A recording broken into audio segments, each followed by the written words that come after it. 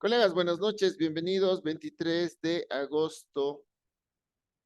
Estamos entrando al módulo 4.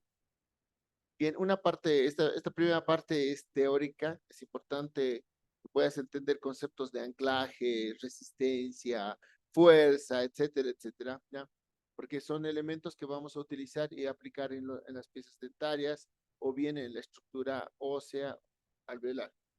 Bien, entonces, en tal sentido, perfecto, ya he colocado la palabra presente, perfecto, colegas. Voy a quitar mi cámara, pues para que visualice mejor la presentación. Vamos a quitar. Bien, bienvenidos, doctores, bienvenidos. Perfecto. Si hay algún problema de señal, pues me hacen notar, me interrumpen nomás. Si tienen alguna duda, alguna pregunta, por favor, les estoy autorizando en que me puedan interrumpir cualquier momento. Em, ya me conocen muy bien, pues ya saben que siempre estoy predispuesto a compartir conocimientos. Bien, bienvenidos entonces a todos. Vamos a empezar a hablar del sistema de fuerzas, ¿ya? Porque ante toda acción siempre hay una reacción, ¿ya? Y pues vamos a ver, el movimiento dentario va a depender de una respuesta de los tejidos a estas fuerzas, ¿no?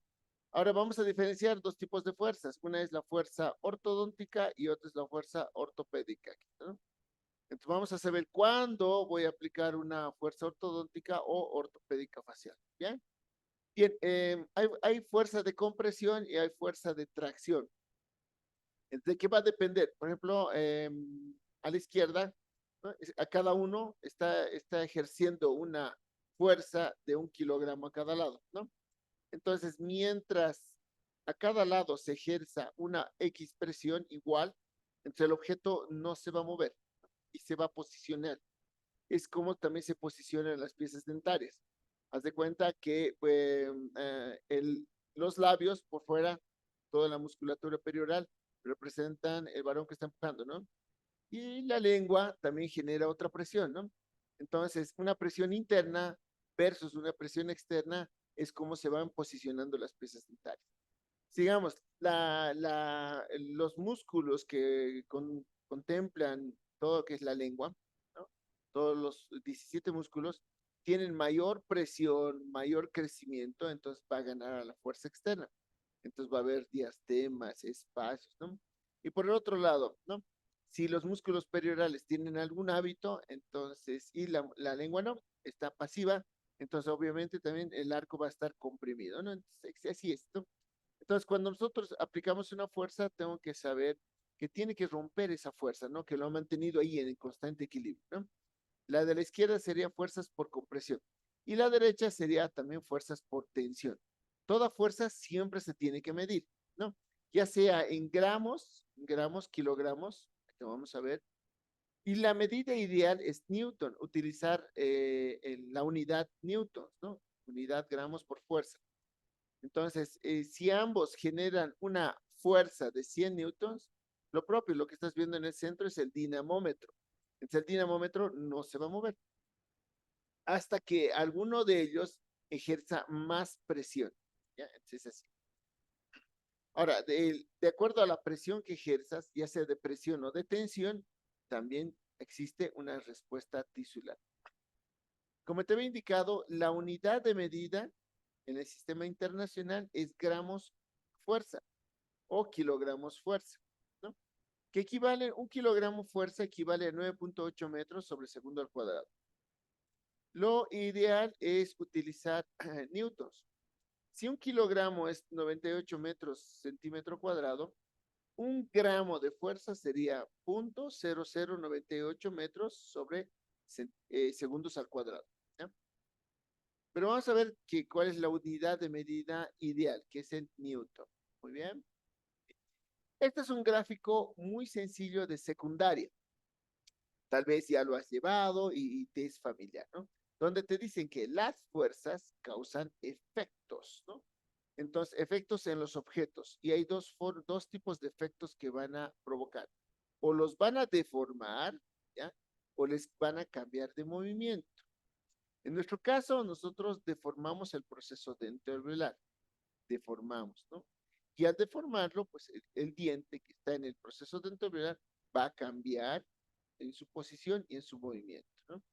Esta deformación, este cambio de forma, puede ser temporal o permanente. Lo que nosotros siempre queremos es que sea permanente, ¿no? Porque cuando ejercemos presión, se remodela el hueso, la parte dentoalveolar. Entonces, toda la parte dentoalveolar se modifica, ¿no? Nosotros no queremos que retorne a su posición anterior, ¿no? Porque si de lo contrario, el cuerpo sería elástico, es decir, quitando los brackets, retornarían a su posición inicial. Es por eso importante que sepas bien el capítulo de finalizado del caso clínico, ¿no? Entonces, ante una fuerza, el objeto se deforma, cambia de forma, entonces movemos la parte dentoalveolar. Ese es el efecto de las fuerzas. Las fuerzas se representan con vectores, es decir, lo ideal sería que con tu fuerza llegues a un punto de aplicación ideal, con una intensidad ideal, con una dirección y un sentido ideal, ¿no? Entonces, como entenderás, al aplicar una fuerza tienes que tomar en cuenta los vectores, los vectores. Si hablamos del punto de aplicación, es decir, ¿dónde va a ir mi fuerza? ¿No?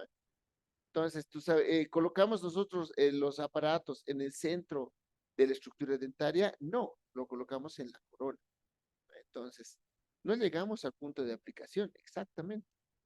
La intensidad, esta intensidad se mide con un aparato, un dispositivo que se llama dinamómetro, dinamos, fuerza, ¿no?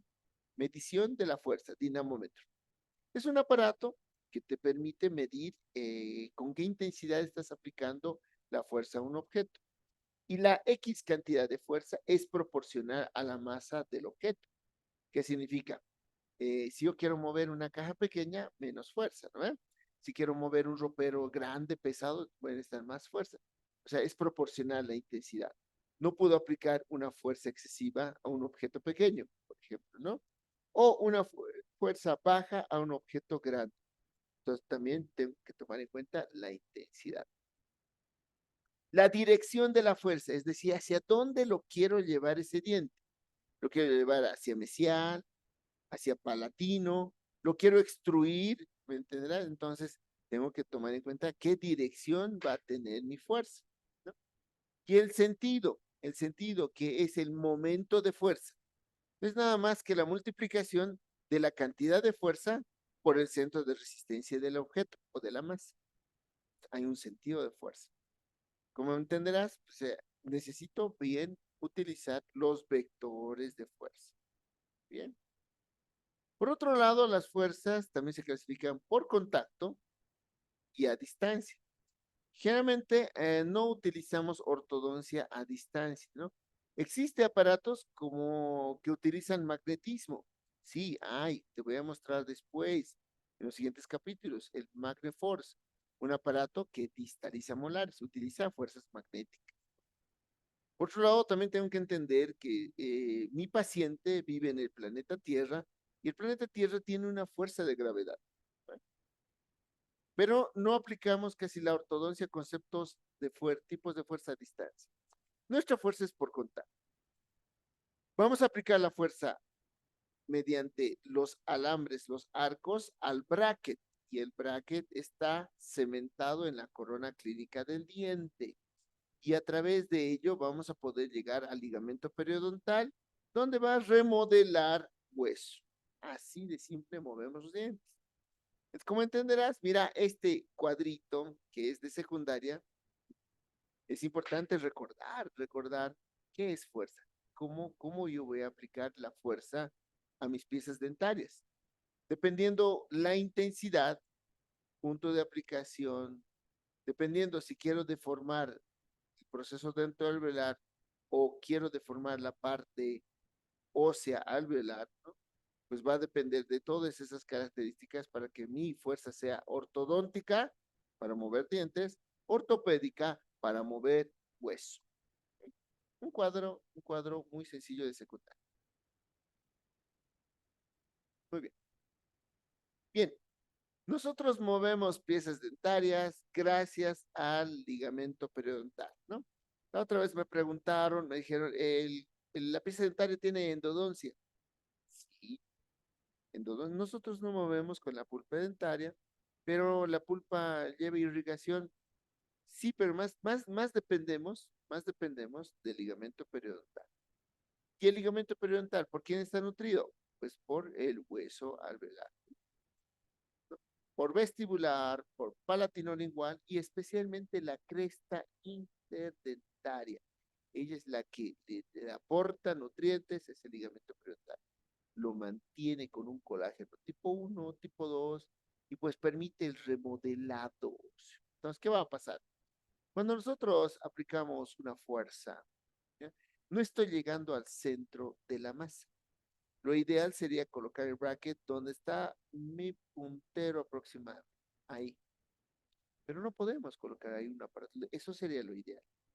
Porque si colocamos los aparatos ahí sería lo ideal, porque estaríamos llegando al centro de la masa con nuestra fuerza. Pero no, nosotros colocamos en la corona clínica.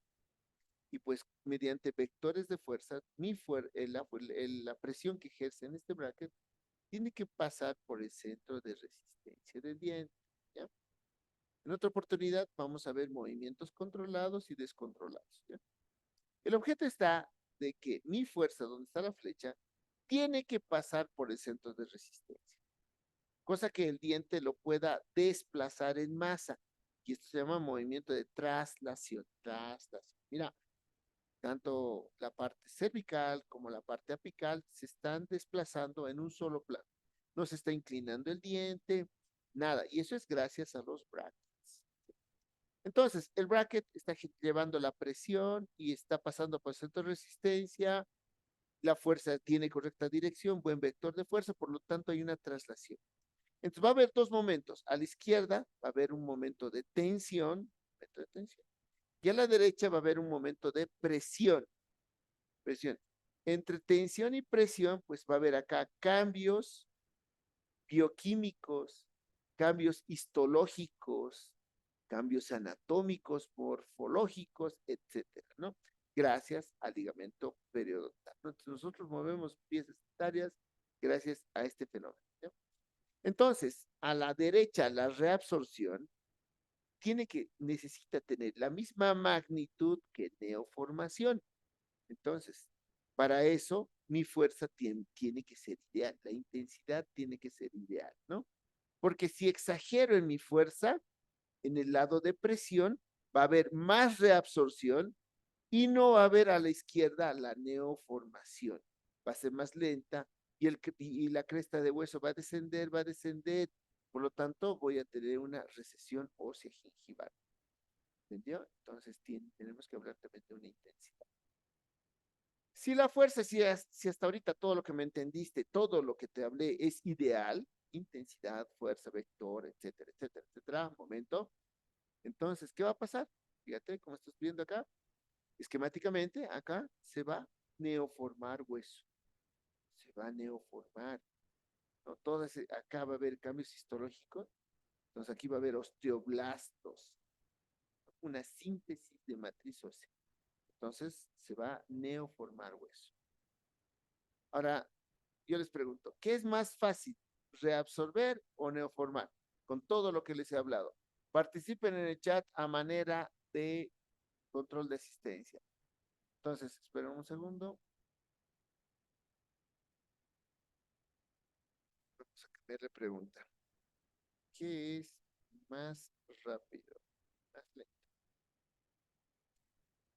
Reabsorber.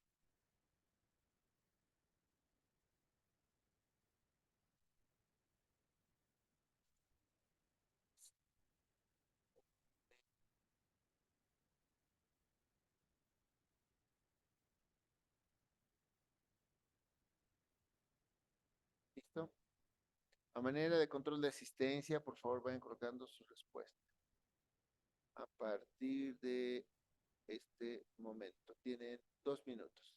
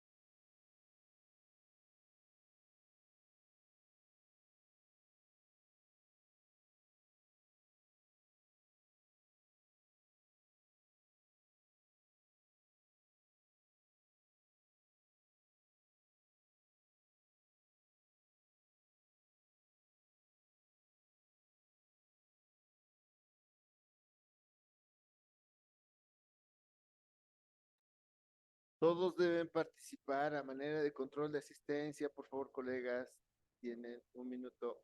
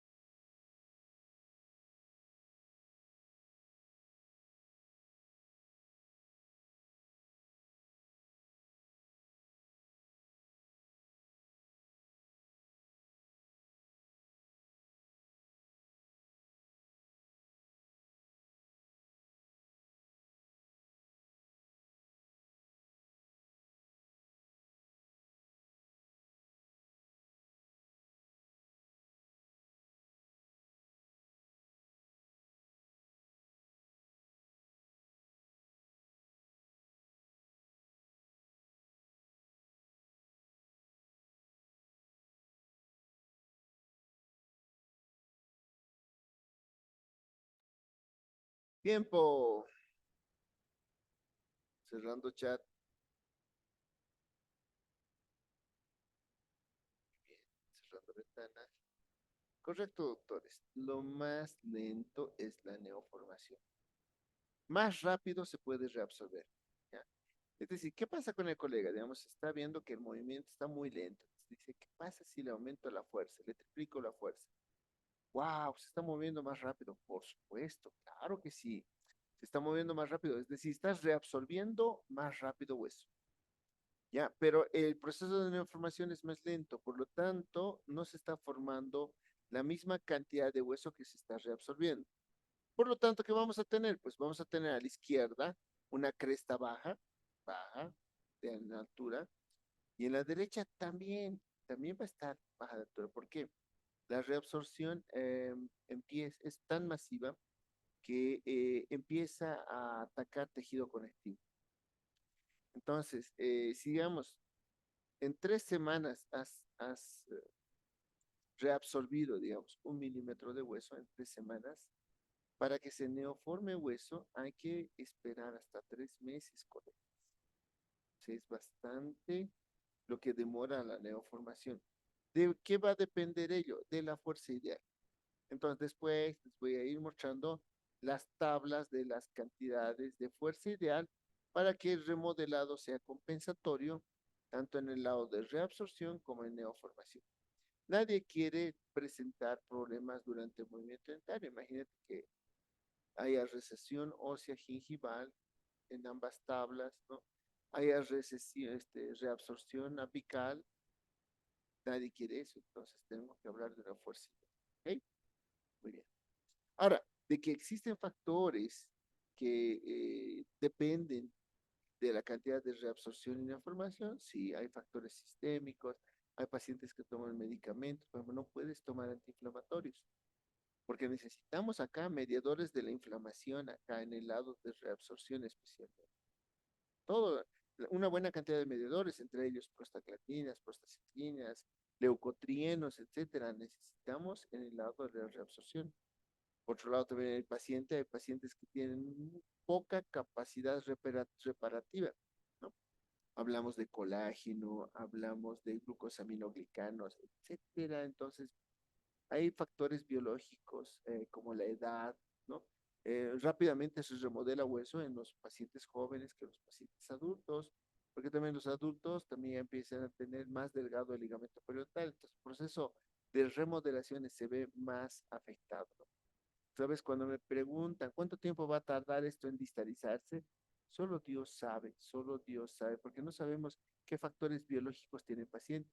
Hay pacientes que no tienen eh, la ciclooxigenasa ideal que necesitamos, ¿no?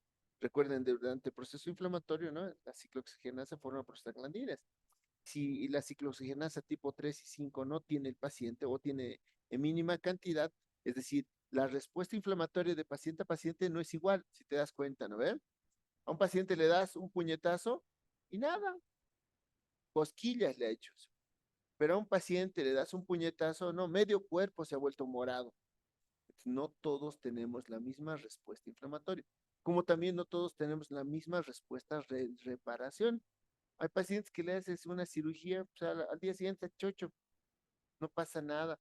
Cuando revisas a la semana, ya pues la solución de continuidad ya está cerrada, ya no hay nada, ya todo está reparándose.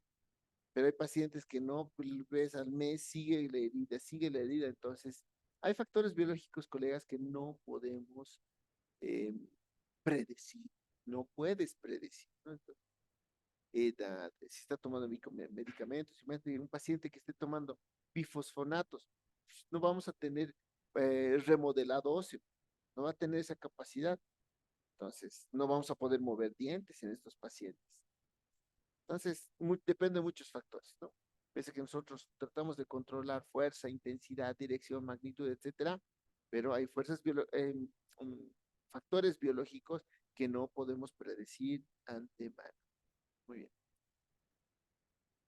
La edad es un factor importante, la edad. Si a temprana edad utilizas un aparato, entonces la fuerza que apliques pues, va a ser ideal, ¿no?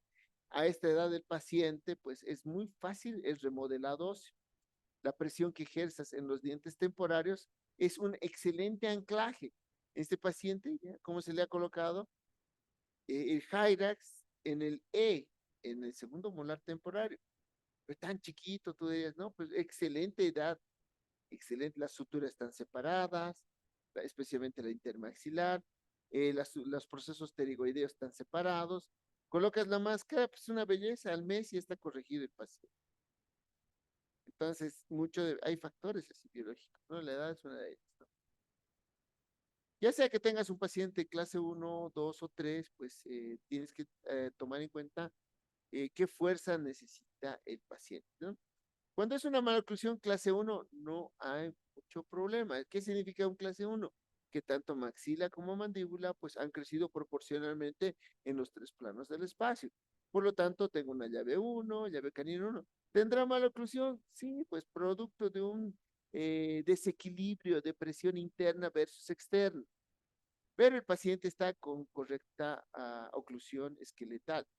¿Qué significa una maloclusión clase uno? Digamos que ambos maxilares han crecido bien entre sí. Ya sea que los dos están para atrás o los dos están para adelante, pero al final, ¿qué nos interesa? Que los dos estén proporcionalmente en correcto tamaño entre sí, ¿no? Pues acá, los momentos de fuerza, pues va a radicar en alinear, nivelar, estabilizar, pero sin perder tu clase molar uno. El problema es cuando tienes un clase 2, ¿no? O un 3. Entonces, en el clase 2 ya estoy pensando la parte, el maxilar, llevarlo para atrás, ¿no? O tal vez estoy pensando que el inferior está para atrás, entonces el inferior tengo que llevar para adelante. Entonces aquí ya cambia los vectores de fuerza, ¿no? Cambia ya mi programación de fuerza, hacia dónde necesitaré fuerza ortopédica, luego fuerza ortodóntica, que o sea, mucho va a depender de la maloclusión, ¿no? Lo mismo es un clase 3. En clase 3 van a estar máscara, puede ser. Entonces queremos que el maxilar superior se vaya para adelante con máscara de protracción. La máscara que ahorita has visto con el niño, esa es una máscara de protracción, es decir, tracciona el maxilar superior, lo lleva hacia adelante, ¿no? O por ahí el paciente tiene la mandíbula rotada hacia adelante, entonces lo tengo que hacer rotar hacia abajo y listo, ahí está resuelto el paciente clase 3. Lo que me explico es que, para que me entiendas, ¿no? Es que no solamente pienses que ortodoncia es mover dientes, sino ortodoncia está casado con ortopedia. Y ortopedia es mover hueso, ¿no? Y va a depender, se lo hemos visto, ¿no? La dirección, la intensidad, los vectores de fuerza, etcétera, para mover hueso o diente. ¿Qué es lo que necesita primero el paciente? De acuerdo a la edad, tal vez mover primero hueso. Vamos a colocar un aparato ortopédico. ¿Qué tal si el paciente vino así? Tiene 20 y tantos años, sin crecimiento. No voy a modificar mucho. Tal vez solamente ya nos vamos a buscar en la parte ortodóntica. Pero ¿qué es lo ideal? Primero, ¿qué es lo ideal? La ortopedia, ¿no? En un paciente en crecimiento. Y en un sin crecimiento, ¿qué hacemos en un paciente clase 2 o clase 3 sin crecimiento? Lo único que hacemos es la compensación dental, es decir, el camuflaje. ¿Ok? Muy bien. Entonces, a ese diente tengo que saber qué fuerza necesita para desplazar. ¿Qué es fuerza? Toda acción que actúa sobre un cuerpo. O lo modifica su estado de reposo o modifica su soporte, ¿no? Eso es fuerza. Entonces, es toda causa capaz de poner en movimiento o cambiar la forma de un cuerpo. No queremos cambiar la forma del canino, ¿no? Lo que queremos es mover, ponerlo en movimiento. Y toda la parte, más bien toda la parte dentro del velar, eso sí queremos que cambie de forma. No la raíz, no el ápice, sino es la parte dentro del velar. Entonces, antes de empezar a hablar de fuerzas o componentes de fuerzas o qué aparatos provocan fuerza, tengo que tomar en cuenta que hay una fuerza inherente. ¿Qué es fuerza inherente, no? Es decir, esta fuerza esencial y permanente. ¿A qué se refiere esto, no? Esta fuerza inherente no se puede separar de la masa. Haz de cuenta, tu diente tiene una masa y cumple una función. Y esa función también ejerce fuerza. Y esta fuerza es inherente. Es parte de su naturaleza tener el objeto, el diente, su fuerza inherente. No depende de algo externo. ¿A qué me refiero esto? A ver, sería hermoso colocar aparatos en el paciente, sería lindo colocar aparatos y decirle, no, a partir de este momento usted ya no mastica nada. Imagínate cómo le puedes decir eso al paciente. Entonces, ese producto masticatorio es un tipo de fuerza inherente, o sea, esencial para el paciente, esencial. Por eso, en la próxima clase les voy a enseñar a utilizar los levantes de mordida, que son necesarios para romper esta fuerza inherente que tiene el paciente. Porque de lo contrario, no vamos a poder mover piezas dentarias. ¿Hemos hecho levante de mordida, colegas, con ustedes? ¿Algún paciente hemos colocado levante de mordida?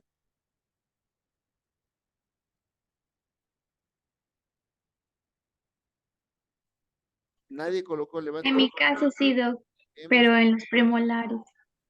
muy bien, hemos colocado levante de mordida. Entonces, al colocar un levante de mordida, rompemos esta fuerza inherente. ¿Ya? Y yo les voy a enseñar, los braquifaciales, generalmente el levante de mordida se coloca adelante para que los molares se extruyan. Y en los dólicofaciales generalmente se coloca a nivel de molares para que la mandíbula rote en sentido antihorario. ¿Ya? Y si es un mesofacial, tratamos para no modificar el biotipo, tratamos de colocar los levantes de mordida a nivel de premolares. Entonces, esto es para romper esta fuerza inherente que existe producto del efecto masticatorio. ¿Se entendió?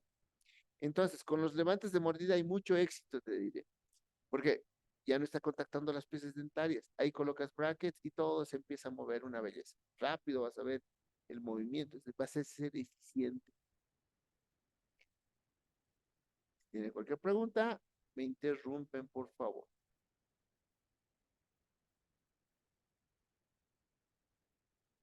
Doc, perdón, ¿puedes repetir una vez más? Decía de que en los pacientes braquifaciales se pone levante de mordida adelante, ¿no? Y a los dólicos atrás, ¿así era? A ver, fíjense en esta imagen. En esta imagen. Digamos, mi paciente es braqui y quiero llevar la mandíbula hacia abajo y hacia atrás. ¿Dónde coloco el levante mordida? Adelante. Los molares se van a separar, pero se van a extruir. Entonces la mandíbula es rotada hacia abajo y a menos braqui. Y eso me favorece porque el levante de mordida va a hacer que rápido mueva dientes. A un braqui, si no colocas levante de mordida, va a estar difícil que alinees niveles los inferiores, por ejemplo. Bien difícil, complicadísimo.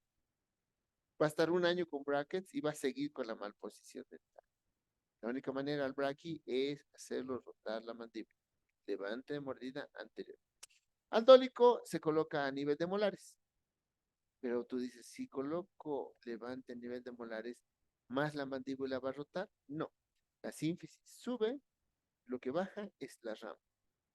Entonces le favorece, especialmente a los pacientes que tienen trastorno temporomandibular, también les favorece los levantes de mordida posterior. ¿Ya?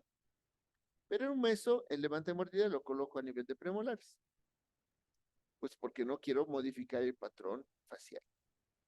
Muy bien. Dentro de este sistema de fuerzas, también hay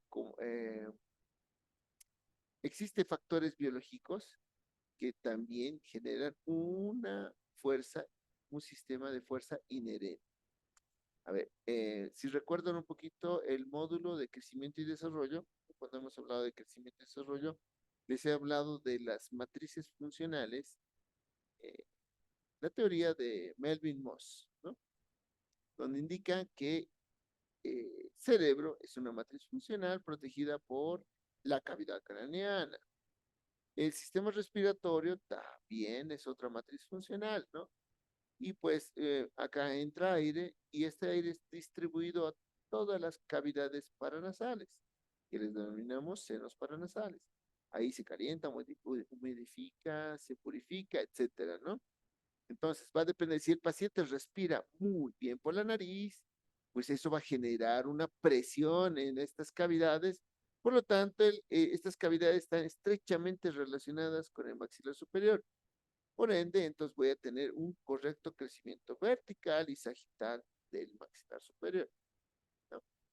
Por otro lado, abajo tengo otra matriz funcional que es el sistema masticatorio. Si el paciente le voy a alimentar desde bebé, desde niño, ¿no? Hasta los 5 años, hay muchas mamás que les alimentan con papillas, las sopitas se lo licúan, la carnecita agarra, la mamá se lo mastica y masticadito se lo da, le pasa al niño, ¿no? De 5 años, o le pones reblandecedor, no como, no tritures con tus dientes, cuidado que te duela. Después, ¿qué más he escuchado? Que hay que comprárselo pollito, el niño no come cosas, no hay que darle cosas duras, totalmente falso, ¿no? Si ocurre eso, entonces que no estás desarrollando el sistema de fuerzas de aparato masticatorio. Por lo tanto, tampoco va a haber crecimiento ni transversal, ni sagital, ni vertical de ambos maxilares. Entonces, hay que saber controlar este sistema inherente de fuerzas. El paciente tiene que consumir dieta dura y fibrosa. Así está hecho nuestra anatomía, nuestro cóndilo fibrocartílago, es para que nuestra dieta sea dura y fibrosa, no para que sea blanda. Y si te has dado cuenta, este problema de maloclusión es urbano, porque sin ir lejos acá, en el altiplano boliviano, pues acá, cuando vas al altiplano, sí, en la parte rural, tienen problemas de maloclusión, pero el citadino sí, pues claro, su dieta es muy blanda. Entonces, este problema de maloclusión es problema del urbano, ¿no? La dieta es cada vez más blanda, menos rígida, entonces eso provoca también pobre crecimiento a temprana edad de los huesos. Entonces va a haber factores intrínsecos como la erupción de las piezas dentales que también provocan crecimiento, ¿no? Va a haber factores extrínsecos provocados por toda la función muscular, ¿no? ¿Ok? Entonces, esto es así, mira, por dentro, la lengua con sus 17 músculos ejercen una presión transversal, sagital, vertical, ¿no? Y hay mucha evidencia sobre esto, por si acaso, ¿no? La lengua, la responsable del crecimiento. Claro, pues te dan dieta blanda, todo para que en 10 minutos pueda almorzar, todo. Entonces, esa motilidad de la lengua es baja, ¿no? Y de paso respira por la boca, entonces la lengua tiene que ocupar un espacio más inferior y por lo tanto no hay crecimiento, ¿no? Por otro lado, algún hábito que presente el paciente en los músculos periorales va a provocar también una maloclusión. Entonces, si te das cuenta, es un factores internos, hay factores externos, ¿no? ¿Okay? También se habla de fuerzas naturales inherentes, los factores de la función oclusal. Em, una oclusión se tiene que desarrollar normalmente, ¿no? De acuerdo a la presión masticatoria que tenga el paciente, ¿no? Que esta presión, pues, es interna y externa, como te decía, de los tejidos blandos, ¿no? Músculos y aquí también interfiere algo que la genética, el biotipo, ¿no? Pues se ha demostrado que los pacientes braquifaciales tienen mucha fuerza muscular, ¿no? Mucha presión, entonces son los que más rápidamente adoptan contactos interdentarios versus el dólico, ¿no? Todos los respiradores bucales y los que tienen crecimiento vertical, todos los dólicos, pues tienen pobre fuerza muscular. Más fácil es desarrollar maloclusión en un dólico que en un braquio. Mucho va a depender también la intercuspidación, ¿no? Si a temprana edad no hay una correcta intercuspidación, menos eficacia masticatoria, entonces uno de los huesos empieza a disparar crecimiento, ¿no? Y es el superior o el inferior. El biotipo facial del paciente, ¿no? Como te decía, ¿no? Los cara cuadrada, a temprana edad uno ya puede saber si el paciente es braquio o no, de acuerdo a la rotación mandibular. Entonces, el biotipo facial que menos problemas oclusales tiene, articulares, es el meso y el braquio. Y el que más problemas tiene es el tónico. Y también cuando se está desarrollando los contactos dentarios, pues hay que tomar en cuenta bien la relación cúspide-fosa, cúspide-cresta, ¿no? Cúspide, atrás está cúspide-fosa y por vestida cúspide-cresta, cúspide-cresta, cúspide-cresta. Entonces, hay paradores de cierre y hay estabilizadores. Gracias a esa relación cúspide-cresta, cúspide-cresta, vamos a tener paradores de cierre que están en este sentido, mira, facetas distales del inferior con mesiales del superior, estos son los paradores de cierre. Y en el otro sentido son los estabilizadores de cierre. Lo ideal pues, para que se forme perfectamente la oclusión de crecimiento es los paradores de cierre. Entonces, es bien difícil a veces romper este engranaje cúspide. Hay pacientes que son clase 2 perfectos, perfectos, ¿no? Y pues difícil a veces es complicado sin quitar esta fuerza natural inherente, difícil es que corrijas esa mala oclusión. En un paciente que veas con mala oclusión así perfectamente engranado, ya sea clase 2 o clase 3, tienes que romper su fuerza natural inherente. ¿No? Los levantes de mordida ahí trabajan muy bien. Entonces, fuerza. Pues esta fuerza que vamos a ejercer en los dientes o en los músculos, o sea, van a ver que hay aparatos dentarios, esqueletales, maxilares, hay funcionales, va a haber fuerza que actúe sobre los músculos, ¿no? Para contrarrestar esta presión, tensión, ¿no? Entonces, toda fuerza es la multiplicación de masa por aceleración. Masa. Entonces, todos los objetos tienen una masa y tienen una aceleración. Va a depender de la cantidad de la masa. Te das cuenta que el canino no es igual que el incisivo. Entonces tienen diferente masa. Y de acuerdo a eso va a depender la cantidad de la fuerza. ¿Ya? Y pues no hay que olvidar la parte funcional fisiológica. Es importante a estas veces pacientes o el colega le coloca aparatos y dice, no mueven nada, no mueven nada. Claro, pues porque el paciente está con contracción protectora o el paciente es braqui, todos los braquis, ya te dije, tienen mucha fuerza, entonces mucho va a depender de eso, ¿no? O persiste el hábito, imagínate que persiste el hábito de deglución atípica o de deglución labial, succión labial, etcétera. Si persiste el hábito, pues tú piensas que el diente o el hueso va a dominar al músculo, no, más bien el hueso, el diente se deja dominar por la parte muscular, por la parte funcional. ¿Sabes? Hay pacientes que con un aparato funcional que resuelve el problema muscular, ya pues se resuelve todos los otros problemas esqueletales. ¿No? Entonces, esa parte funcional es importante considerar. ¿Cuáles son las fuerzas que se originan dentro de los dientes? ¿Ya? Hay una fuerza que también se origina dentro de los dientes, ¿no? Y entre las teorías, uno está el alargamiento radicular, es decir, cuando se está formando, cuando hay apicoformación, hay una buena fuerza eruptiva, una buena fuerza originada por los dientes. Y ese momento hay que aprovechar, ¿no? Pero si el paciente tiene un canino retenido que ha apicoformado, entonces ya no tienes fuerza del alargamiento radicular ni de la apicoformación. Al mismo tiempo que se está formando también la raíz, toda la parte anterior, se modifica el hueso, ¿no? Y el hueso empieza, es como si estuviese empujando a la pieza dentaria, ¿no? Es la fuerza eruptiva que tiene durante la apicoformación. También otra fuerza originada es que se remodela el ligamento periodontal, ¿ya? Entonces, toda la parte que está entre el germen, ¿no? Empieza a crecer hacia oclusal, ¿no? Empieza a aumentar volumen hacia oclusal. Al mismo tiempo se va remodelando el ligamento periodontal.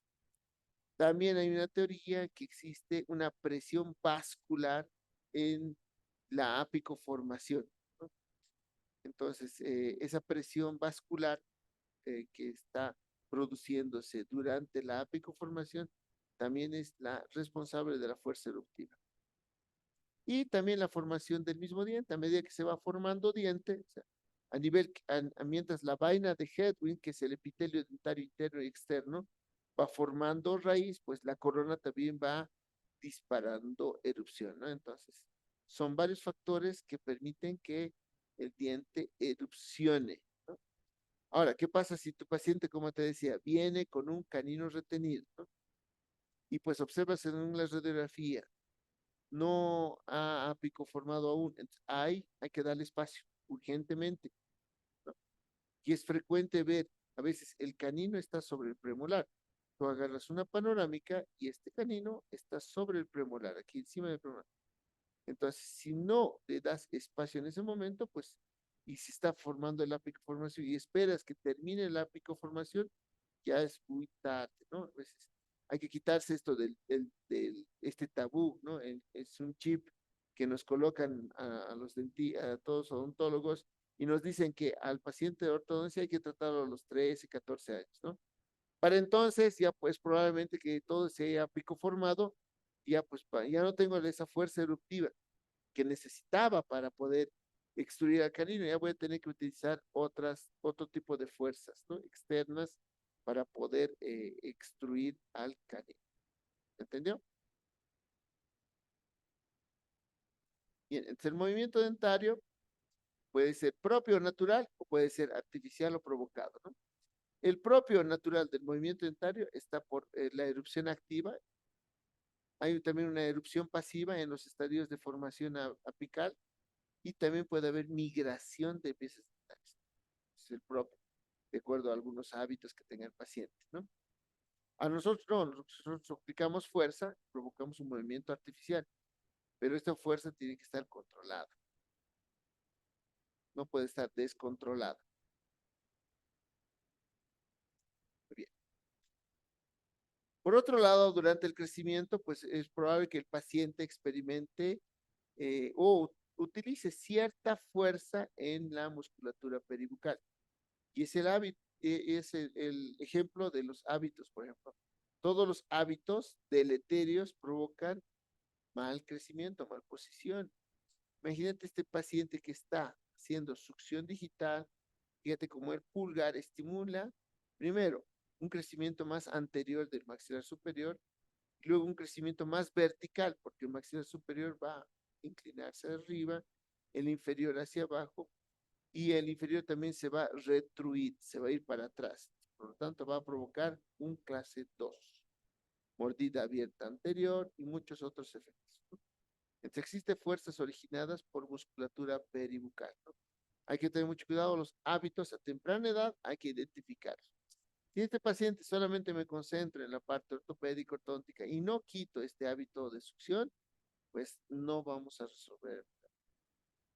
Esta fuerza o esta fuerza que se origina y provoca maloclusión va a depender de la duración de una fuerza.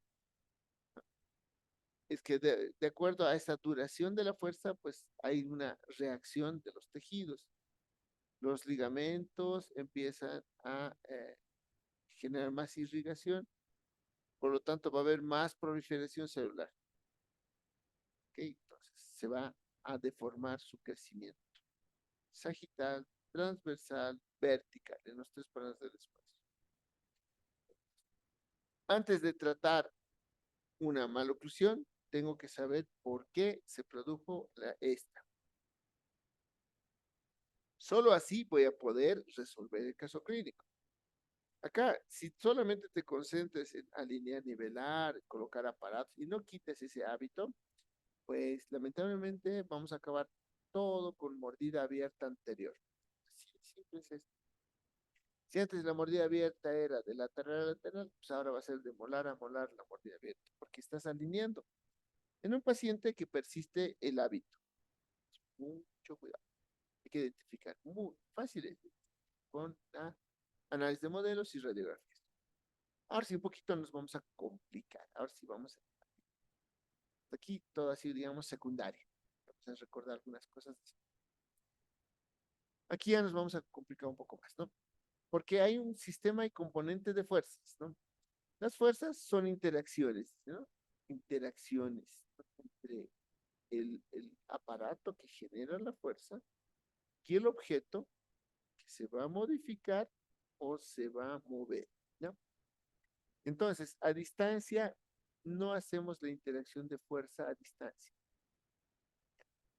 Hacemos nosotros por contactos, eso sí, por contacto. El alambre que genera la fuerza transmite la información al bracket, del bracket al diente, del diente al ligamento periodontal, es decir, que va a haber cambios de forma, ¿no? Y el diente también va a cambiar de posición, eso se llama cambios de velocidad, ¿ya? Cuando se cambia de forma, toda la parte dentoalveolar cambia de forma, este cuerpo es plástico, elástico. Nosotros queremos que ese cambio sea permanente, que no retorne a su posición inicial, porque si retorna a su posición inicial, pues, tengo que tomar en cuenta la ley de Hooke, que es una fórmula que te permite cuantificar eh, el retorno a su posición anterior. Nosotros queremos cambiarlo de forma permanente. Cuando damos y ejercemos presión a un diente, esa X presión se debe estudiar con dinámica, con dinamómetro. Alguien que determine cuánta fuerza estás aplicando a ese diente. Y el dinamómetro es el aparato que te permite controlar esa cantidad de fuerza, medir la cantidad de fuerza, ¿no? Y obviamente tengo que utilizar, como estoy aplicando fuerza a objetos, tengo que conocer las leyes de Newton, ¿no? La primera ley, el principio de inercia, que significa, si no paso mi fuerza por el centro de resistencia, el objeto que estaba en posición de reposo, lo que va a pasar es se va a inclinar. Entonces tengo que garantizar que mi fuerza pase por el centro de resistencia, por el centro de la masa. La segunda ley se habla que ante una fuerza, ante una acción, siempre va a haber una reacción, ¿no? Entonces tengo que calcular bien la fuerza y qué reacción va a tener los tejidos peribucales. Sí, es simple. En cuanto a la cantidad o intensidad de la fuerza, se mide con un dinamómetro. Se mide con dinamómetro, que es un aparato específico para medir fuerza. Después yo ya les voy a ir pidiendo en la clase qué dinamómetros se van a comprar. Más adelante les voy a mostrar qué dinamómetro te vas a adquirir, ¿no? Su unidad, el sistema internacional, pues es kilogramos fuerza, pero sistema inglés, sí, se utiliza el newtons. Es idéntico a kilogramos fuerza, pero la unidad de medida ideal de las fuerzas es newton. Es decir, si presentas un trabajo de investigación, no puedes presentarlo con gramos fuerza. Tienes que, la unidad correcta de medir la fuerza es newtons. Entonces yo les voy a enseñar a convertir gramos en newtons. Esta fuerza se va a representar en vectores. Y los vectores pues, son una resultante, ¿no? En realidad la fuerza no es ni vertical ni horizontal, la fuerza es oblicua. ¿Por qué oblicua? Porque la fuerza no está pasando por mi centro de resistencia, tiene que pasar oblicuamente para que pueda llegar al centro de resistencia y recién pueda desplazarlo al diente o al hueso en masa. Y para esto se utiliza la regla del paralelogramo. ¿Ya? Después me van a entender, porque después, cuando estamos en el capítulo de cierre de espacios, les voy a decir, dale una angulación alfa de 30, una beta de 40. Estos son resultantes para que tu fuerza pase por el centro de resistencia. ¿Okay? ¿Alguna pregunta de esta imagen?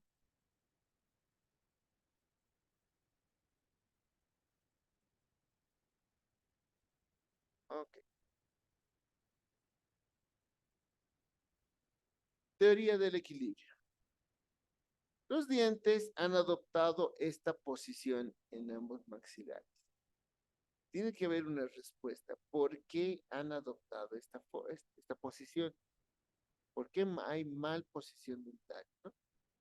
Entonces, por un lado, hay el volumen óseo, la cantidad de hueso que existe, ¿no?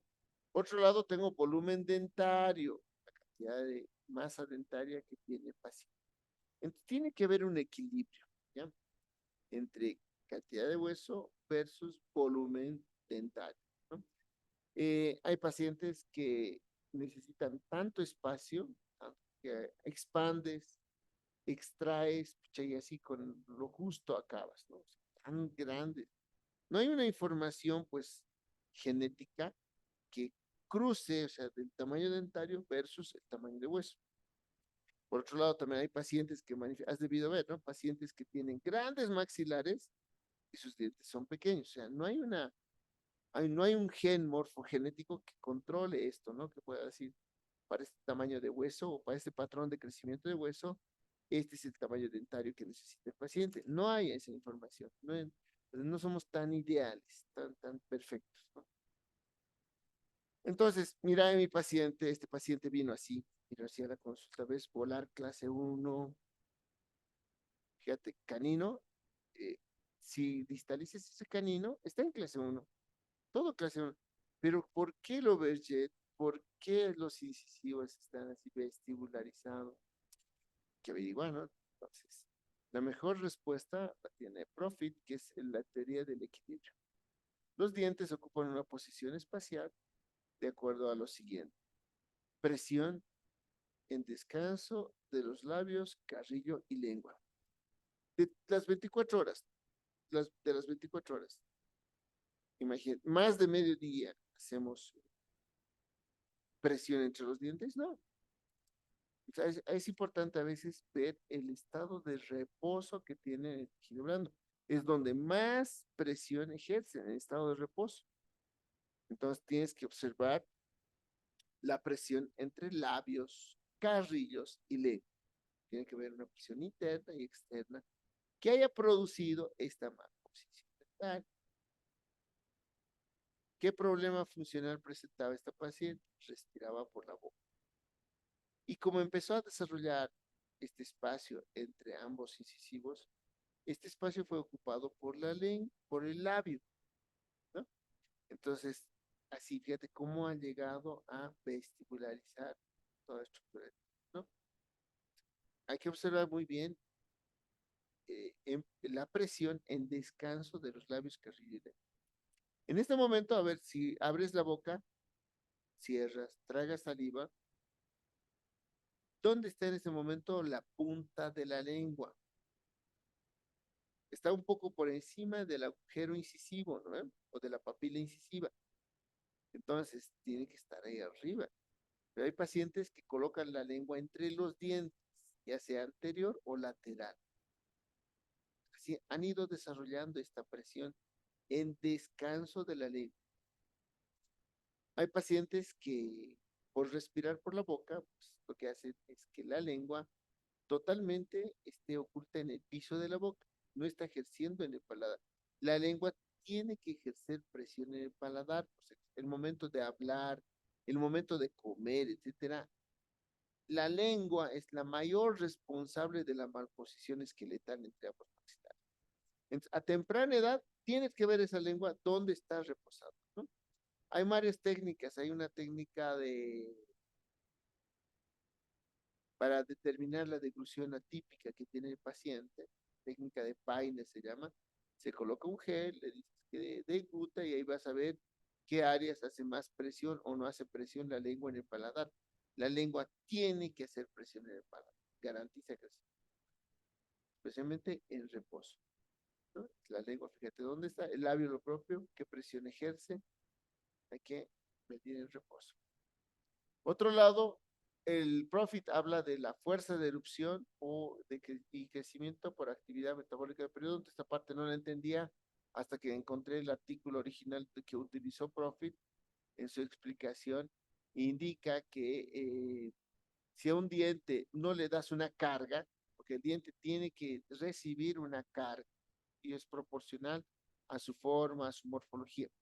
Si no recibe esta carga, entonces el hueso no va a crecer. ¿Pero cómo? No sé si han escuchado el término, la función hace al órgano, han de escuchar, ¿no? Entonces, si un diente le das presión, ¿cómo va a responder la parte alveolar? Formando crestas de hueso para poder resistir la cantidad de presión.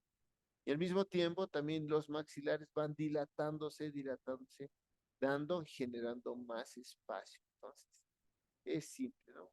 Simple de entender, ¿no? El paciente tiene que consumir dieta dura y fibrosa. Habla también de una genética del crecimiento. Esto es cierto, ¿no? Hay una genética del crecimiento. Hay pacientes que genéticamente ya vienen clase 2, clase 3. Hay una genética del crecimiento. Y importante, dice profe, ¿no? El tipo de alimentación. Mientras sea dura y fibrosa, está garantizado el crecimiento en los tres planos. Mientras sigue siendo blanda, pues nada garantiza el pobre crecimiento, especialmente transversal de los maxilares. Es un paciente que se le ha extraído un incisivo. Pam, pam, pam. Es importante también valorar el volumen dentario. No es perfecto, o sea, la parte biológica no es tan perfecta como para poder establecer una comunicación genética para determinar qué volumen dentario, qué volumen hueso tiene el paciente de cada paciente, ¿no? Este otro paciente que llega con paciente clase 2, si ves sus labios secos, mira su perfil convexo, pues ya su cara ya está diciendo todo está diciendo. Biprotruso, es un clase 2 esqueletal, con retrognatismo, rotación mandibular. ¿Qué ha pasado? Pues de niño ha desarrollado respiración bucal y pues le ha desarrollado ciertos cambios esqueletales al paciente. Vamos a ver a continuación cambios psicológicos, ¿no? Y mira, a nivel bucal, mira su overjet remarcado, ¿no? Ves que es un super clase 2, ¿no? Este canino debería estar aquí en vez del premolar, todo eso hay que recorrer. Pero ¿qué pasa si solamente pensamos dentro alveolarmente? Tal vez ya está haciendo, sacamos premolar, distalizamos canino. Sí, pues, pero va a seguir su perfil convexo, no va a cambiar, no va a cambiar. Lo que pasa es que el maxilar inferior está para abajo y atrás. Entonces, en este paciente va a haber todo. Como hay ese espacio entre incisivos, ¿qué pasa a la lengua? La lengua ocupa ese espacio. Entonces voy a tener interposición lingual. ¿Qué pasa por vestibular? Porque la lengua no va a extenderse hacia vestibular. Entonces el labio inferior también va a ocupar ese espacio. Entonces, va a tener este paciente interposición labial. Interposición labial inferior. ¿Qué más va a tener este paciente? Como a veces pacientes tienen la necesidad de contactar incisivo con incisivo, hay una necesidad de todos, no es de él nomás, ¿no? De todos, de que ambos incisivos se contacten entre sí.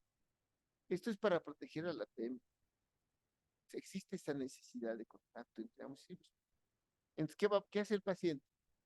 Coloca un objeto entre ambos incisivos para que haya ese contacto. Entonces va a tener interposición de objetos. Y paciente dijo, ¿tienes algún hábito? Sí, muerdo mucho los lápices. Dice, todo un tiempo estoy mordiendo lápices, bolígrafos. Claro, pues es una necesidad de contacto. ¿Ya? El sistema neuromuscular está avisando que necesita contacto entre ambos. Y como no llega a chocar, ¿qué le queda? Colocar objetos entre ambos incisivos.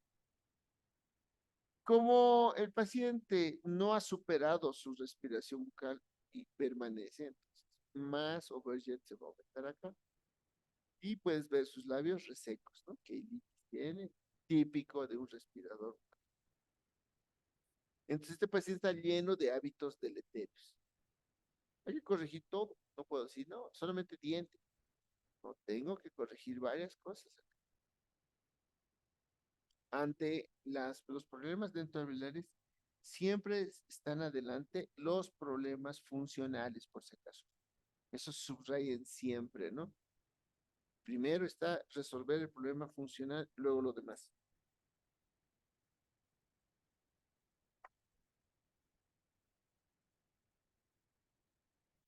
Este otro paciente, mira, a temprana edad, 3 años, sigue utilizando el chupón. No, no puede, no puede. Incluso, ¿no? He visto, existe chupones con edulcorantes para que el paciente niño esté largo tiempo ahí, interponiendo entre ambos incisivos. Ya han erupcionado los incisivos, sigue utilizando el chupón. Entonces, pasó ya a ser un hábito. Mira lo que provocó: mordida cruzada posterior, mordida abierta anterior, una serie de problemas. Para estos pacientes también les comento que se ha fabricado un chupón que es ortodóntico, que si te fijas, mira, tiene una forma aplanada, no es redondeada. Hay, ¿no? Lo distribuye varias empresas. Entonces, tú, este paciente, de acuerdo a esta forma que tiene el chupón, que es anatómico, pues permite que el maxilar superior vaya creciendo hacia adelante. Muy favorable utilizar. Entonces, antes de resolver el problema dentoalveolar, de colocar brackets y colocar acá aparatos, etcétera, tengo que ver su respiración, cómo respira este paciente. Solamente ver la parte de... a veces uno se preocupa solamente por la línea nivelares, pero si el paciente le dice, roncas en la noche, uff, sí. ¿No? ¿Te despiertas con apnea en la noche? Sí. ¿Cómo sabe? Eh, ¿Tienes problemas respiratorios en invierno? Sí. Todo es sí, sí, sí, ¿no? Amigdalitis, frecuente. Entonces, es un paciente respirador bucal. Tengo que resolver el problema funcional. Porque de lo contrario, si yo agarro brackets, alineo, nivelo el bracket, claro, lo que te va a mover es diente. Alineas, nivelas y no ves la parte respiratoria, sigue el problema, pues va a volver la mordida abierta, va a volver la maloclusión porque el paciente va a ver la necesidad de respirar. Entonces, toda la parte funcional, como te repito, es primordial en una planificación de tratamiento. Mira este pequeño. Esto lo saqué del libro de Uribe, Gonzalo Uribe. Fíjate la incompetencia labial. Eso se llama incompetencia labial. Es decir, junta labios, hace mucha presión hace. ¿Y qué más vas a ver? Un interesante fenómeno. Mira, acá en el mentón, donde estoy apuntando, se forma como unas pequeñas depresiones, como si fuera una cáscara de naranja, así se forma acá, que es el músculo borla de la barba. Aquí tenemos el triangular de los labios, ¿no? El cuadrado del mentón. Y acá pues hay un músculo acá adelante que es inconstante, inconstante. ¿Por qué? Pues solamente se desarrolla en estos pacientes que tienen incompetencia labial. Como no puede ser, el paciente no puede sellar labios, entonces, por eso la naturaleza sabia, este músculo de la borla de la barba se empieza a desarrollar. El borla de la barba no se inserta, por si acaso, en hueso, se inserta en la aponeurosis, entre el cuadrado del mentón y el triangular de los labios, ahí se inserta. Como no tiene una inserción ósea, ¿y para qué sirve esto? Para empujar al orbicular de los labios, la única función. Y como no tiene inserción ósea, sino es en la aponeurosis, por lo tanto, mira, aquí vas a ver un punteado de cáscara de naranja. En este momento el paciente está haciendo un cierre forzado. Vean a sus pacientes. Ahorita vas a ver en tu boca entreabierta todo un tiempo. Punte labios. Y ahí te vas a dar cuenta. Su boca te está diciendo que este paciente es dórico. Que este paciente necesita extracciones para rotar la mandíbula adelante. Que necesita expansión para rotar la mandíbula. Entonces, ¿cómo no? La cara del paciente te da tanta información cuando tienes el conocimiento específico. ¿No? Cuando ves por dentro, fíjate la cavidad bucal cómo está, maxilares comprimidos, mira, mordida abierta, incisivos protruidos por inclinación, porque está respirando por la boca. Está respirando por la boca. Entonces se le coloca una trampa. Hermoso libro, todo, pero bueno, no es correcto esa trampa. Bueno, la trampa, el objetivo es que la lengua no ocupe ese espacio. Hasta ahí estamos bien. Porque mientras la lengua esté ocupando ese espacio, no vamos a corregir, ¿ya? El grande, ¿cuál sería el problema principal de este aparato?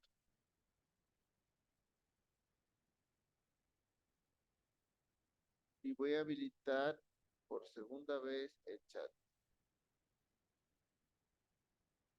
¿Qué problema presenta?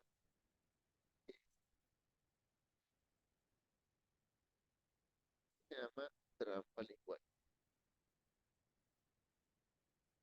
Mira que sutil. Pueden participar, tienen 3 minutos a partir de este momento.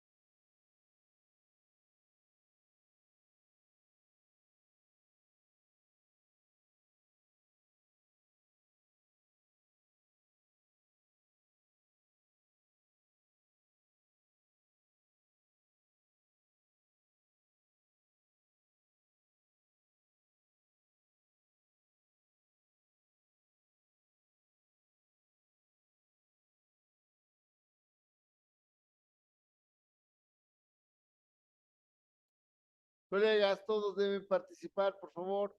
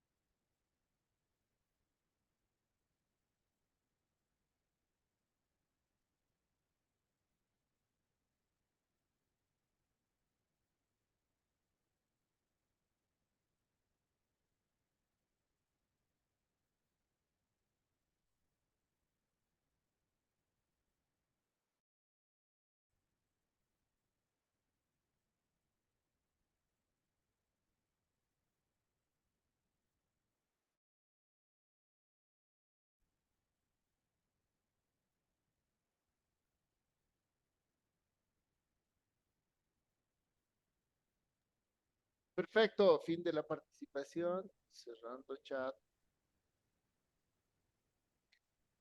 Muy bien, doctor. A ver, observemos, ya tenemos que ser más analíticos, ¿no? Ya tengo que ver qué problemas transversales, sagitales y verticales tiene el paciente. Tiene todo este paciente, ¿no? Transversales, pues mira, el maxilar superior está estrecho. Al estar estrecho, rota la mandíbula, por eso son dólicos. Entonces, si quiero quitarle del dólico, tengo que expandir primero, ¿no? Tiene un problema sagital, por supuesto, el maxilar superior está adelante y el inferior está para atrás. La única manera de que puedas respirar por la boca, ¿no? Puedas desarrollar respiración bucal. Tercero, tiene un problema vertical. Como la mandíbula está rotando hacia abajo, pues tiene mordida abierta. Entonces, ya. Si bien solamente nos enfocamos en un solo problema, como está acá en el libro del profesor Uribe. Yo esto le hice notar el último curso. Me he dicho que para la nueva edición lo van a cambiar, ¿no? ¿Por qué? Porque fíjate, este aparato, si bien está resolviendo el problema de la interposición igual, está como una trampa, pero no está resolviendo el problema sagital ni vertical, menos en transversal, ¿no? No que otro colega me escribió, ¿no? No le está permitiendo crecer al maxilar, correcto, doctor. Porque este aparato está como una férula, sagitalmente no está creciendo. Y aparte de que está evitando que la lengua se interponga acá, pues no va a resolver nada. Sí va a tener problemas, el paciente de dislalia va a tener problemas de fonación, etcétera, pero no va a poder, no va a resolver de nada el principal problema que es el transversal, colega. Fíjate, para que veas que los libros, los grandes libros cometen errores. Bien. Te voy a mostrar qué es lo que puede provocar una respiración bucal. Tú dices, pero un respirador bucal no creo que ocasione tanto problema. Vamos a ir uno por uno. Mira, los labios. ¿Qué pasa con los labios? En estos pacientes que respiran por la boca, el labio superior es corto, es muy corto. ¿Por qué no desarrolla esa tonicidad? Porque todo un tiempo el paciente estaba con la boca entreabierta. Por eso el labio superior no creció verticalmente. Los labios están resecos porque mete aire frío, sucio, reseco están sus labios. Están húmedos. Están hipotónicos porque tiene que estar sí o sí separados los labios para meter aire. No puede ser sello labial. Cuando haga sello labial, bien difícil es el paciente, tiene que hacer un esfuerzo para el sello labial. Ahí te das cuenta, ya solamente viendo labios, te das cuenta que el paciente es un respirador. ¿Qué va a pasar con dientes y encía? Primero, si observas al paciente, los dientes están emergentes, están adelante, adelante, ¿no? Adelante. Lo primero que vas a ver, sus dos dientes como conejo, ¿no? Luego, como mete aire frío y sucio a la boca, la encía siempre está inflamada. ¿Por qué? Porque nuestro tejido gingival, nuestro epitelio de las encías, no está hecha para recibir aire frío y sucio, ¿no? Entonces, por lo tanto, va a tener gingivitis. Si observo el paladar de estos pacientes, el paladar va a ser alto y estrecho.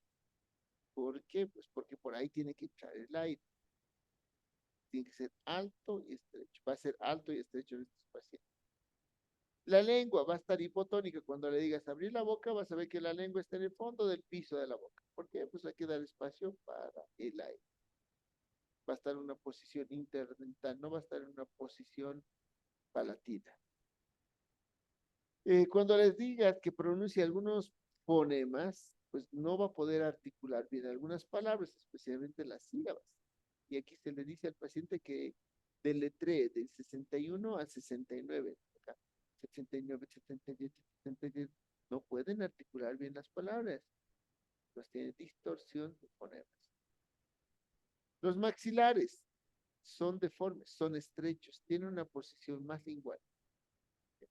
Entonces, maxilares estrechos, musculatura hipotónica, es lo que tiene este paciente. Los pómulos están aplanados, porque los pómulos pues, están en estrecha relación con esto que es el seno maxilar. Si no respira por la nariz, entonces el seno maxilar no aumenta de volumen. Por lo tanto, vas a ver con unos pómulos aplanados. La postura, mira cómo puede alterar desde aquí a la postura de sus vértebras cervicales. Cabeza y cuello adelantados. Pecho hundido, hombros adelantados. Es decir, todo es como si toda la parte esqueletal, la parte craneofacial se fuera para adelante. Típico ver al paciente clase B. El pecho hundido, los hombros adelante y como toda la parte cervical está inclinada hacia adelante, la parte lumbar también va a estar inclinada hacia atrás. Va a tener un abdomen prominente, es decir, como si tuviese una barriga, como si fuera un barrigón. La respiración. Estos pacientes andan hipoventilados.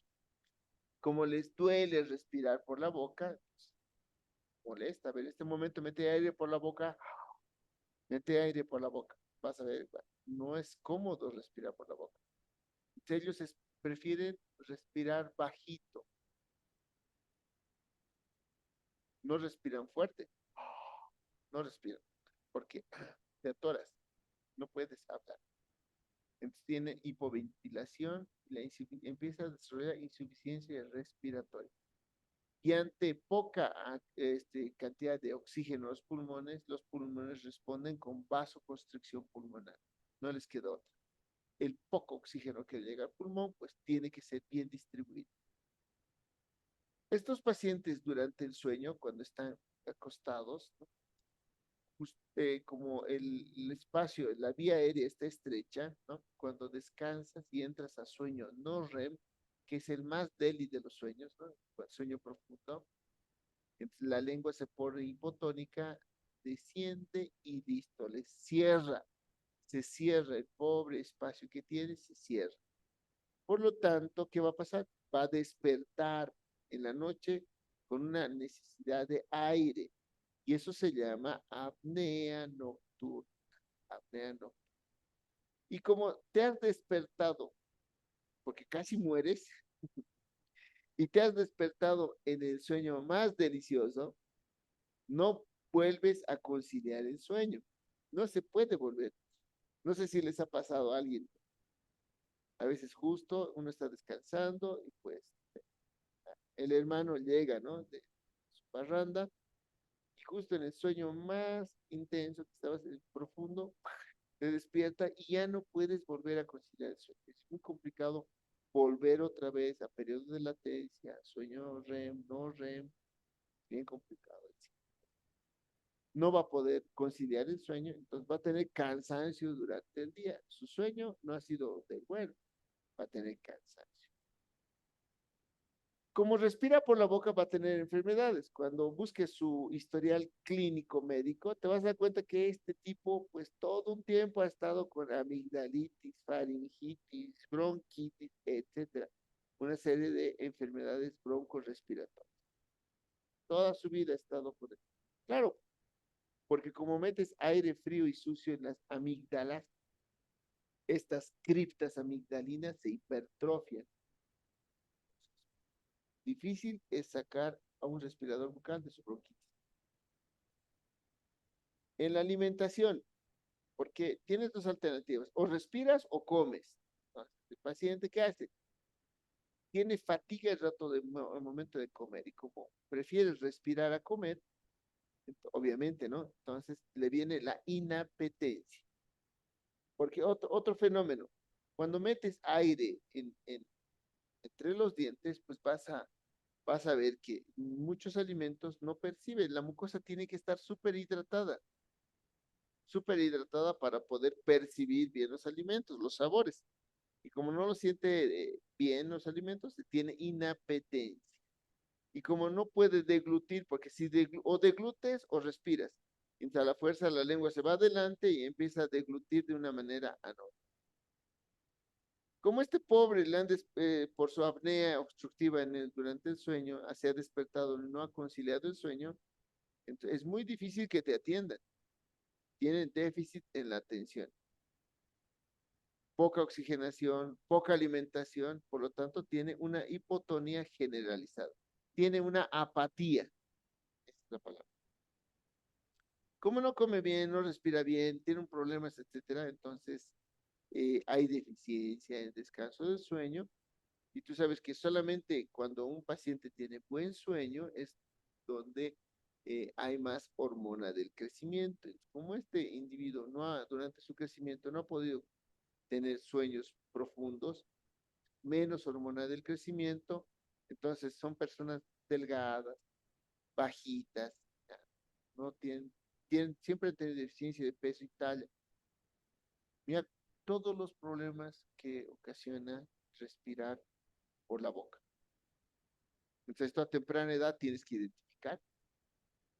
Ahora, lamentablemente sería lindo que el médico, porque cuando ve estos trastornos, cuando vea esto, hipertrofia amigdalina, cuando vea hipoventilación. ¿Tú crees? Sería lindo pues, que el médico esté bien capacitado y mande pues, al ortodoncista, ¿no? O al dentista, ¿no? Parece que no está respirando por la nariz. ¿Cómo podemos solucionar? Lo que hacen es los otorrinolaringólogos hacen amidelectomía, es decir, quitan la amígdala, ¿no? Hacen cirugía de amígdala. Pero como sigue respirando por la boca, otra vez se hipertrofia, otra vez, otra cirugía. Yo he visto una paciente que me llegó a 3 veces le ha dicho cirugía de amígdala, 3 veces. Yo le he colocado su Hyrax, el Hyrax ha expandido maxilar, ha aumentado volumen en las coanas, en el piso de la fosa nasal, respira mejor y todos los otros problemas siguen solucionándose. Entonces, todos estos problemas es fácil de resolver, primero, con un expansor maxilar. El expansor, ya obviamente a correcta edad, no cuando es adulto, a una temprana edad, Bachete 1, Bachete 2, pues colocas el Hyrax. ¿Qué pasa? Lo que va a hacer es que las vías aéreas van a estar más permeables. 3 cosas tienes que descartar en un paciente para que lo consideres hábito la respiración bucal. 3 cosas. Primero, desviación de tabique. Puede ser que haya tenido un traumatismo y producto de ello tenga desviado el tabique. Ese sí, el otorrino lo va a solucionar. 2, hipertrofia de cornetes. Hay pacientes que tienen hipertrofia de cornetes. Los cornetes vienen de volumen grande. Les comento que yo tengo ese problema, tengo una hipertrofia del cornete medio. Entonces, a mí, pues, cuando viene invierno, pues ya no tengo que mantener bien permeable mis fosas nasales porque se irrita, es bien complicado, ¿no? Entonces, hay pacientes que tienen ese problema. ¿Quién lo soluciona? El otorrino. Pues nosotros no vamos a poder solucionar eso. Tercer problema que tienes que descartar, rinitis alérgica. Hay pacientes que se polen, polvo, todo realmente les hace daño. Cuantos más les cuidas, peor son. Dicen, no, eso es cierto. Pues el niño tiene que jugar en el suelo, ahí en el suelo tiene que crecer, tiene que jugar con tierra, tiene que untarse con barro, porque cuanto más expuesto está a temprana edad, pues mejor asimila, pero ese niño lo han tenido en una burbuja y pues si lo quieren sacar a la naturaleza del parque, respira una flor, ya está resfriado, ya está con rinitis alérgica. Entonces, pacientes tienen rinitis alérgica crónica. En pacientes tampoco nosotros podemos resolver esto. Con un alergólogo, alergénicos, etcétera, tiene que resolver. Esas 3 causas tenemos que descartar. Ya, no tiene eso, vemos en la, no hay hipertrofia, no hay desviación de tabique, no tiene problemas de rinitis, magnífico. Nosotros somos la respuesta ante este paciente. Expansor maxilar, el que han visto que hemos hecho en la anterior clínica, Gyrax. Si quiero corregir el clase 2, generalmente el clase 2 no es por maxilar adelantado, es por mandíbula retrógnata, propulsor mandibular y listo, ya está. Mira todos los problemas que le hemos evitado. Yo he visto pacientes, el segundo o tercer paciente que te mostré, el paciente adulto, más de 30 años con clase 2, con respiración bucal, con esos problemas. No te imaginas los problemas laborales que tiene, los problemas emocionales que tiene. Increíble. Sigue soltero. ¿Qué opinan al respecto? ¿Alguna pregunta de acá? Doctor, una consulta. Si tenemos un paciente con clase 2 con respiración bucal, la gingivitis, todo lo que ocasiona por la respiración, o sea, preguntar, ¿lo vamos a tratar antes de hacer ortodoncia o durante con el tratamiento que hacemos con la ortodoncia? Ya Muy el buena su paciente pregunta, doctor. mejora.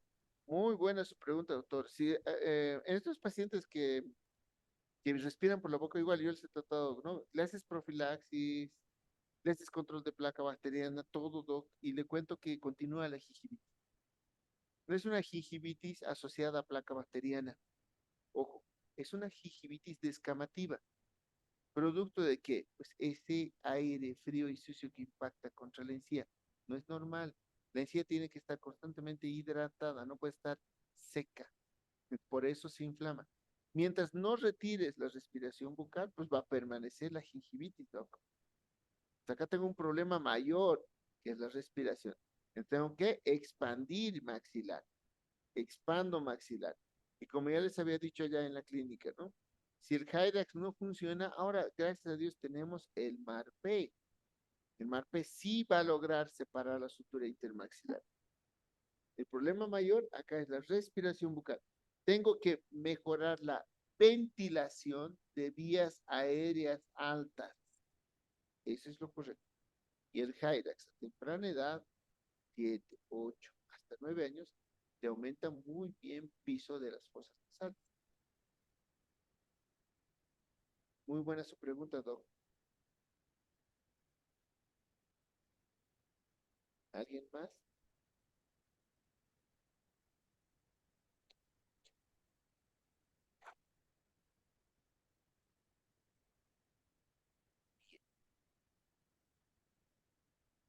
Si no, pueden hacer preguntas en el chat también.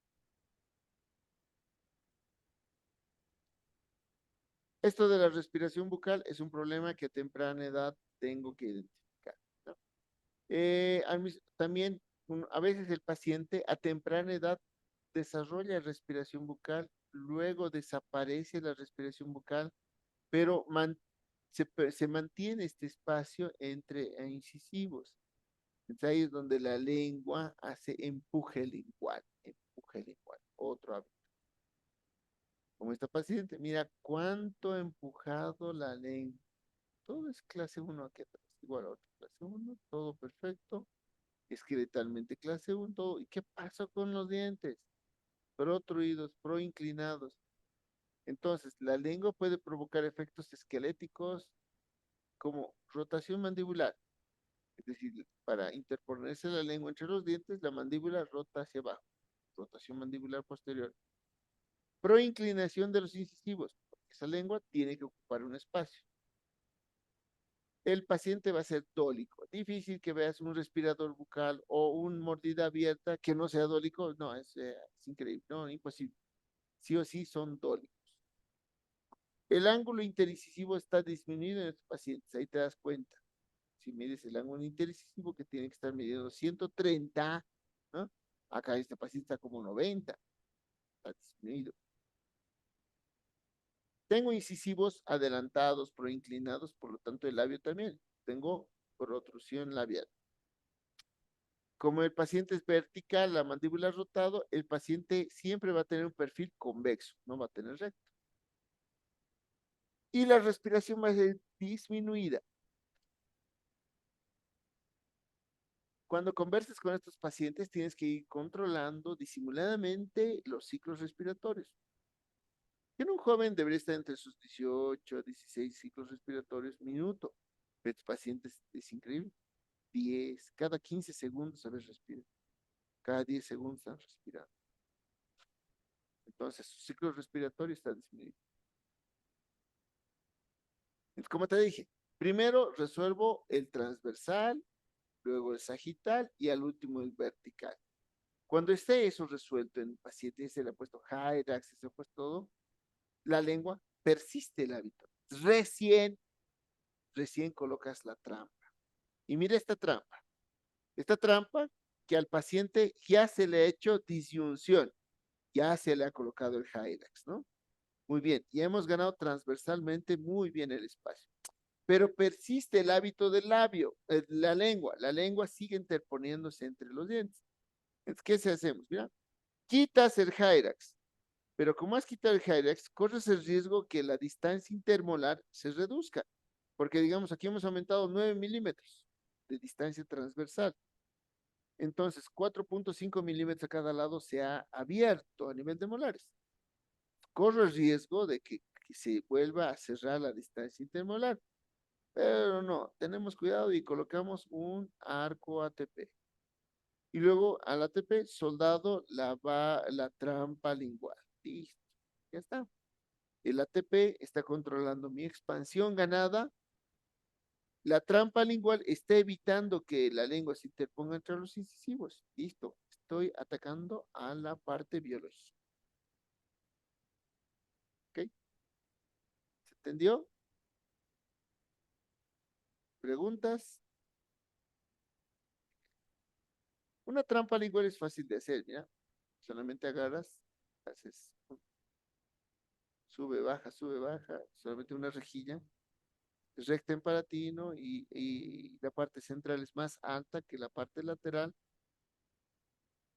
Ahora, también lo ideal es tener una rejilla fija, como has visto acá, ¿no? Más su ATP, soldado, todo esto es fijo, es ideal. Lo no ideal es colocar estos aparatos. Son trampas también, pero son removibles. Mira esta trampa en el superior, trampa en el inferior. Entonces, es difícil que esto coma con esto, es difícil. Se va a sacar y no va a utilizar. Lo va a dejar por ahí un día sí, un día no.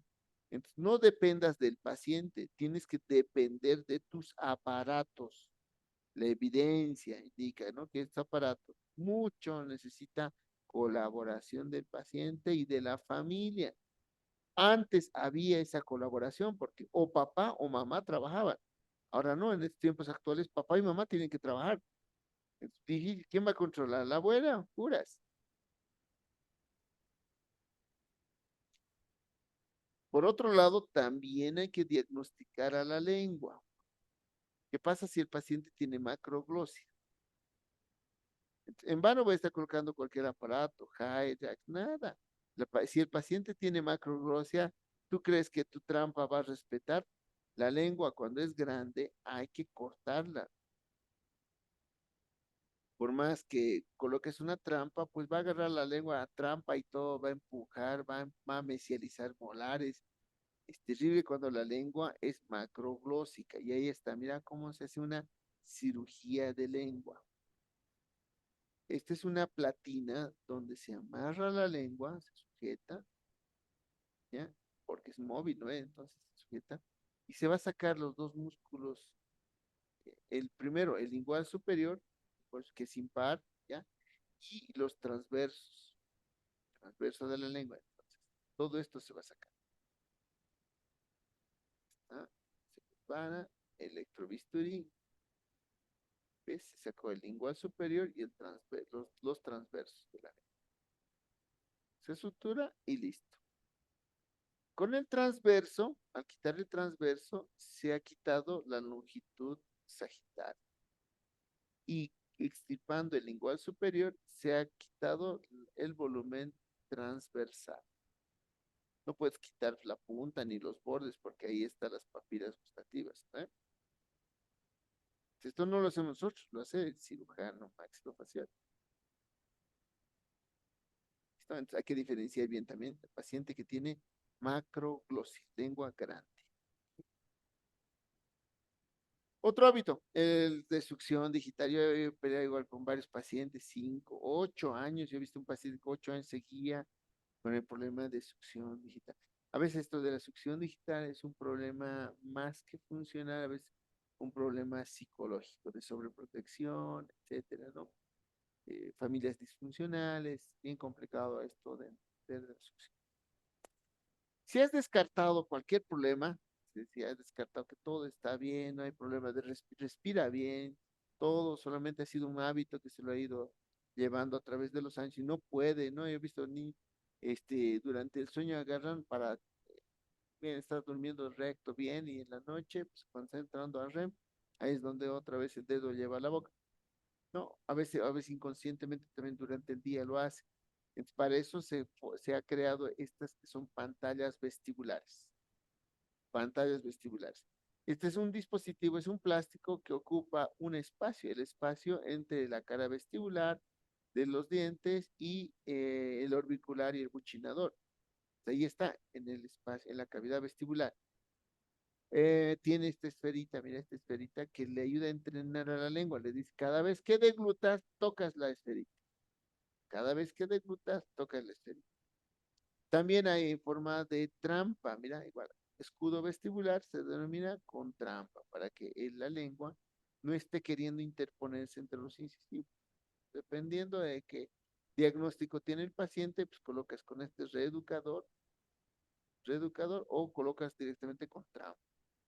¿Ok? Entonces, es una silicona bien adaptable, bien amoldeable. Es una silicona bien lisa, porque sí o sí el paciente tiene que hacer selle labial. El momento que no haga selle labial, como es tan liso, empieza a salivar mucho, entonces empieza a babear.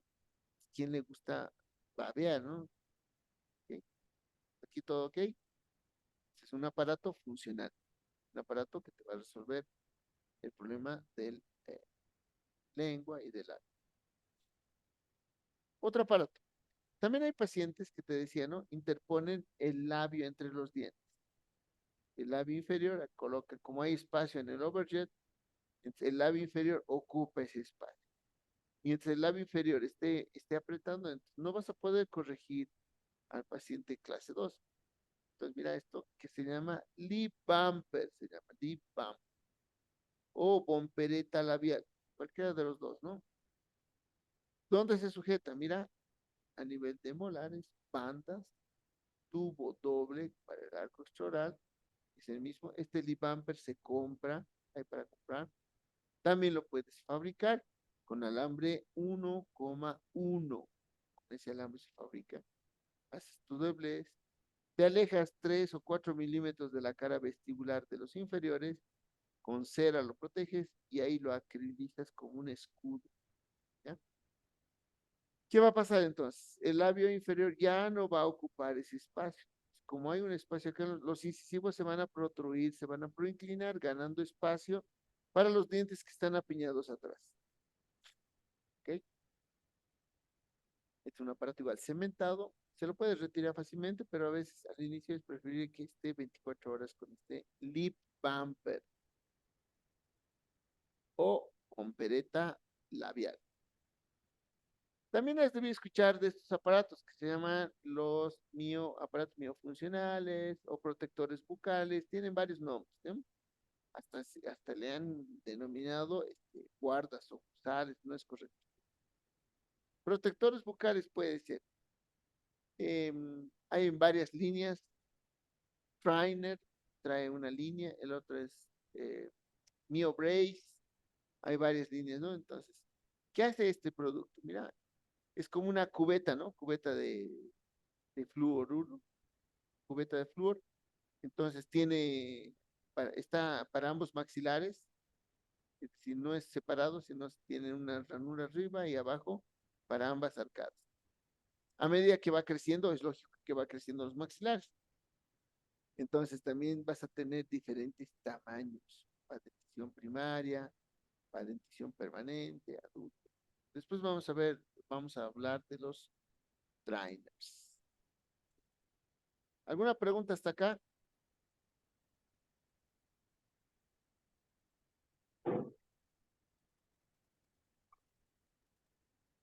¿Una duda?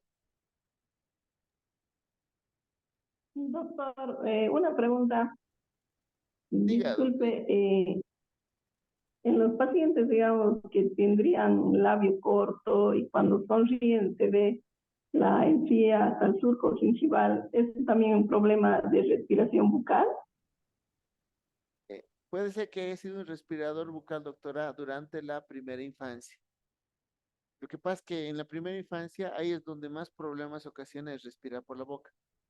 Y a veces, a medida que va aumentando volúmenes, ¿no? Volúmenes craneales, este hábito a veces desaparece a los 8, 9, 10 años. Ya no está respirando por la boca, pero ya ha dejado un efecto. Bien. Entre los pacientes que tienen labio corto o los incisivos extruidos, hay que diagnosticar bien con el plano cruzal. Con el plano cruzal vamos a determinar si los anteriores están extruidos, ¿no? Entonces vamos a intruir los anteriores. ¿Entiendes, no? Ahora puede ser que también la mandíbula esté rotada hacia adelante, por eso tenga un labio corto. A veces cuando la mandíbula rota hacia arriba y adelante, el labio inferior ocupa el espacio que debería crecer el labio superior. Todo eso es bajo valoración y diagnóstico, doctor. De acuerdo a eso, si tiene un paciente, tráigale, vamos a ver funcionalmente cuánto podemos mejorar su sonrisa gingival. Ah, bueno, bueno, doctor, gracias. Esto de los trainers vamos a ver después. Bonito es altos aparatos que utiliza el paciente. Disfunción traumática. Fíjense, esta paciente, aquí. Es un paciente que tiene ambos caninos retenidos. ¿Ya? Van a ver la tomografía. Esta es la tomografía. Me lo traen cuando el paciente tenía 15 años. No hay cuando baje el canino, tomografía. Y ahí puedes ver el compromiso que tiene el canino con los incisivos. Vamos a hacer diferentes cortes. A ese nivel vamos a hacer un corte. Con la tomografía, con un corte longitudinal, vamos a ver el compromiso, mira, con el lateral. Y puedes ver ahí cuánta reabsorción ya está provocando al incisivo lateral. Esta es una sagital. Y ahí puedes ver ahorita, vas a ver la cantidad de reabsorción que está provocando al central, ya especialmente al lateral. ¿Ok? Ambos lados. Entonces, hay mucha reabsorción al central y especialmente al lateral. ¿Qué hacemos en este paciente? ¿Qué más está provocando? Fíjate, si ahí ves, se está produciendo un pequeño quiste en el canino, una cavidad. De ahí está aumentando de volumen peligrosamente. Ves por dentro, mira, el compromiso del canino, que es el derecho, ahora vamos a ver el derecho. Vamos a ver el derecho para hacer su análisis. Te vas a ver todo el compromiso que tiene. ¿Qué vamos a hacer en este paciente? No podemos sacar un premolar para ubicar el canino, porque el premolar está bien. Entonces se ha decidido en este paciente extraer laterales. Verticalizar caninos, alejar de la raíz de los incisivos y recién traccionarlo en vez de lateral. Entonces es importante estos estudios. Eso es la tomografía, que fácilmente con un software te permite visualizar pues, en 3D la maloclusión. Esto con una radiografía panorámica es imposible, ¿no? ¿Quién tiene oclusión más traumática? ¿El paciente de la izquierda o el de la derecha? ¿El 1 o el 2?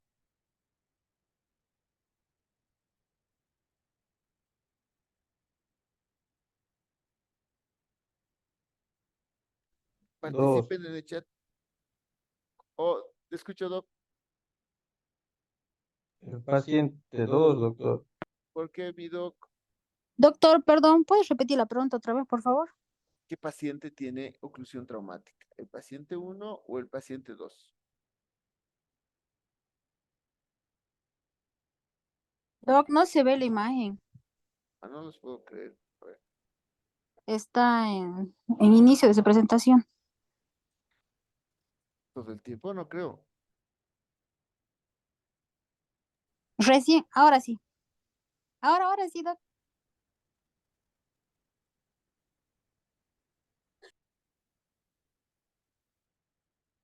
Y ahorita estás recuperando. Lo que pasa en PowerPoint no hay que cargarle más de 100 megas. Y esta presentación creo que tiene 180 megas.